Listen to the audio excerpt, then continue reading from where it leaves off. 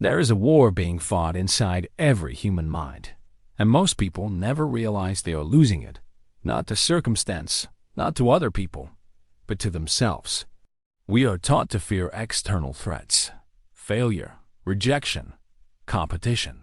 But the most dangerous force a person will ever face lives quietly behind their own eyes, shaping decisions before conscious thought ever arrives.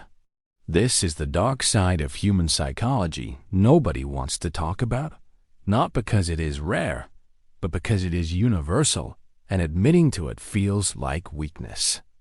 Consider the first hidden mechanism, self-sabotage as self-protection. It seems irrational on the surface.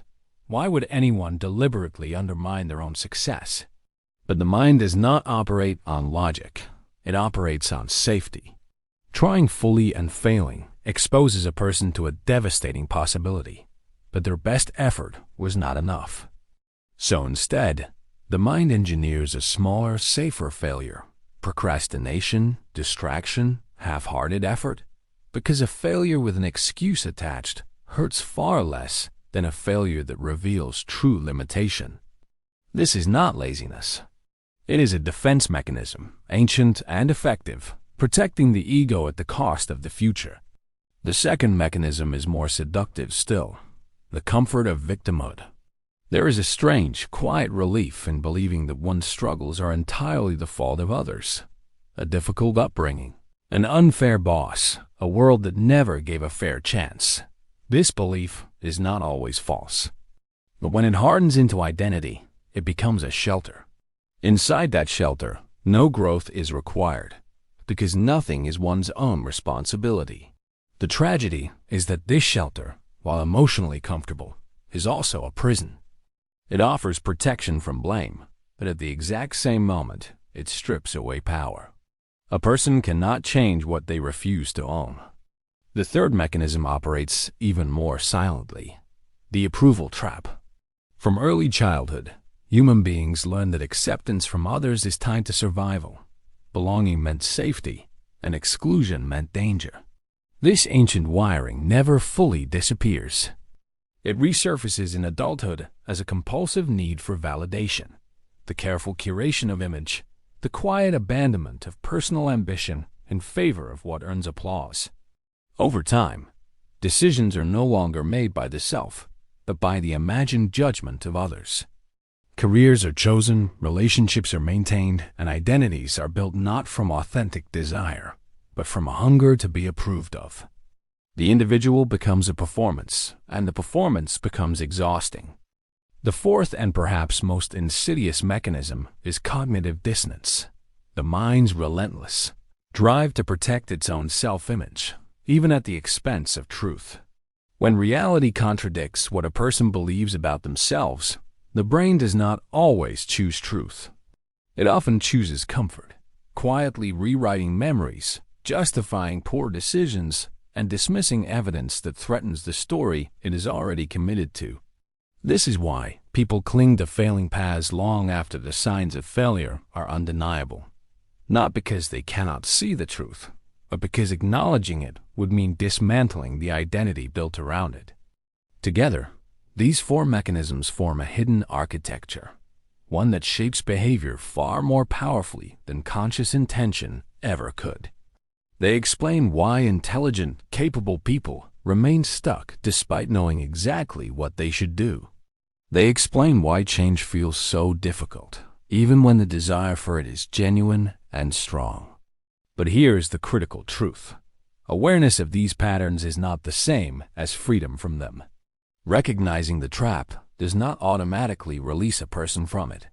Something more is required, a deliberate, disciplined confrontation with these forces, and a decision to use them rather than be ruled by them.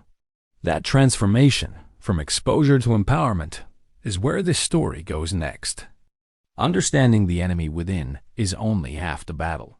The other half, the part almost no one talks about, is learning to turn that same darkness into fuel. The mechanisms that once sabotaged you were never your enemy. They were misapplied power, energy pointed in the wrong direction.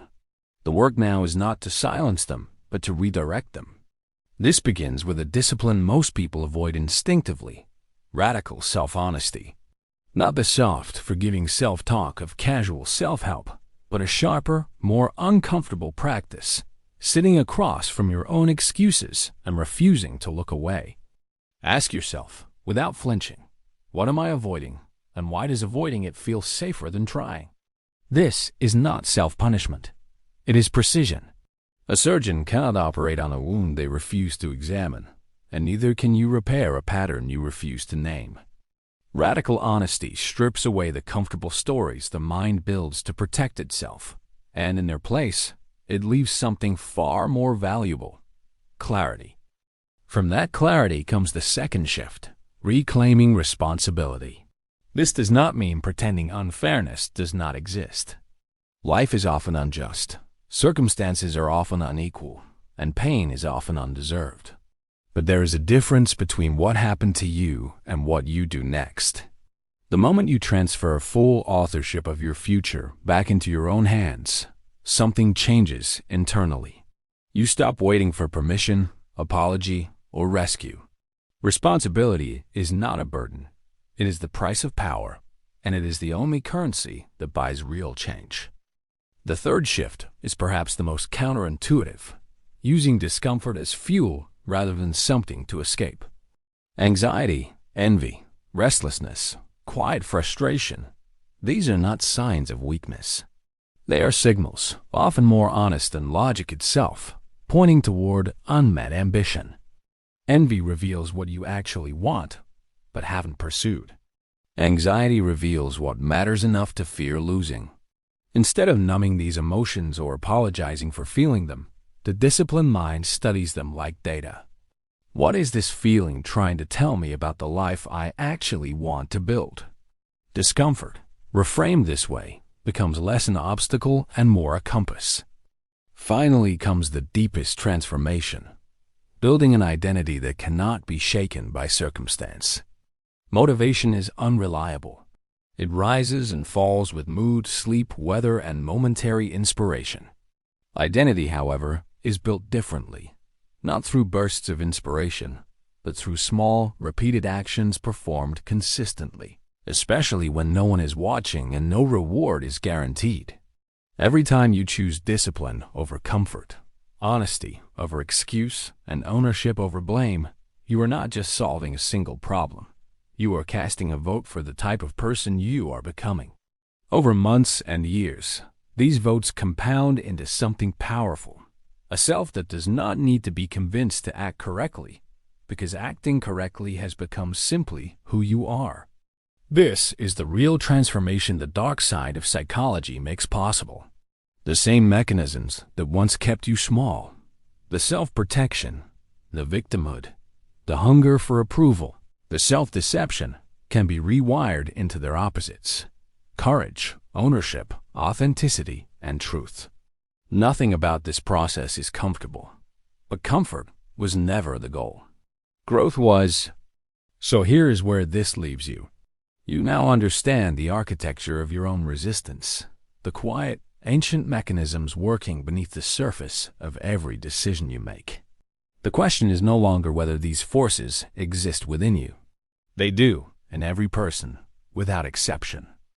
The real question is this: now that you can see it clearly, the excuse you've been protecting, the blame you've been holding on to, the approval you've been chasing instead of your own ambition, what will you choose to do with that awareness starting today?